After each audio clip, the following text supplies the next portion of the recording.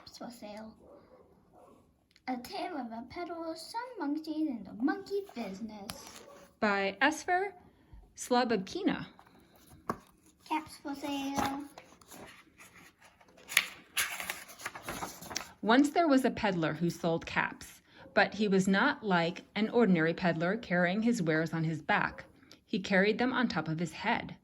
First he had his own checked cap, then a bunch of gray caps, then a bunch of brown caps, then a bunch of blue caps on the very top of a bunch of red caps. He walked up and down the streets, holding himself very straight, so as not to upset his caps. As he went along, he called, "Caps, caps, caps, fulfill 50 cents of a cap." And wow, those 17 caps. One morning, he couldn't sell any caps. He walked up the street and he walked down the street calling, "Caps, caps for sale, 50 cents a cap." But nobody wanted any caps that morning. No one even wanted a red cap. He began to feel very hungry, but he had no money for lunch. "I think I'll go walk in the country," he said, as he walked out of town, slowly, as not to upset his caps. He walked for a long time until he came to a great big tree. "That's a nice place for a rest," he thought.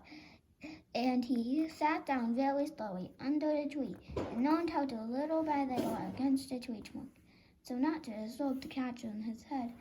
Then he would put his hand, and if they were straight, first he unchecked his caps, then his green caps, then his brown caps, then the blue caps. The red caps were on the very top. They were all low, so he went to sleep.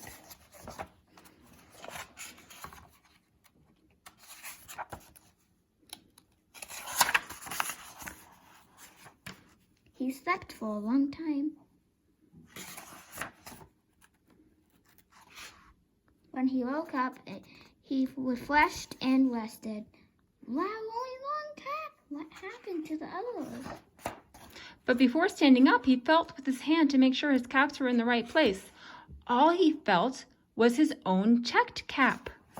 He looked to the right of him, no caps. He looked to the left of him, no caps. He looked in back of him, no caps. He looked behind the tree, no caps. Then he looked up into the tree and guess what you think he saw?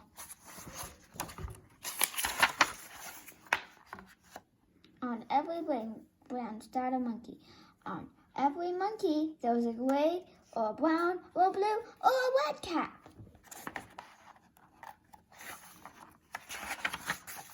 The peddler looked at the monkeys. The monkeys looked at the peddler. He didn't know what to do. Finally, he spoke to them. "You monkeys, he said, shaking his finger at them. "You give me back my caps." The monkeys shook their fingers back at him. Tuss, tuss, tuss. This made the peddler angry, so he shook both hands at them and said, "You monkeys, you give me back my caps." But the monkeys only shook both their hands back at him and said, "Tss, tss, tss." Look at their cheeky faces. Now he felt quite angry. He stamped his foot and he said, "You monkeys, you better give me my caps." But the monkeys stamped their feet back on him and said, "Tss, tss, tss."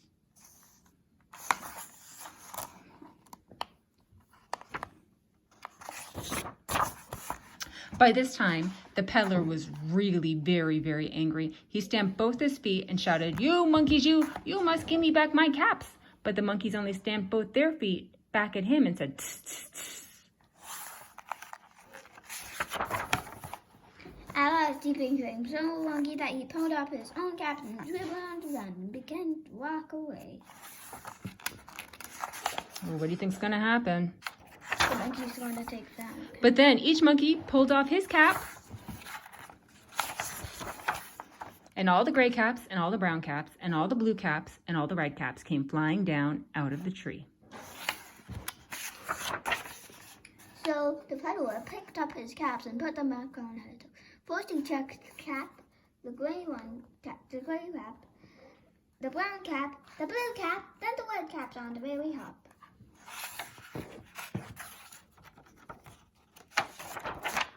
And slowly, slowly, he walked back to town calling, caps, caps for sale, 50 cents a cap.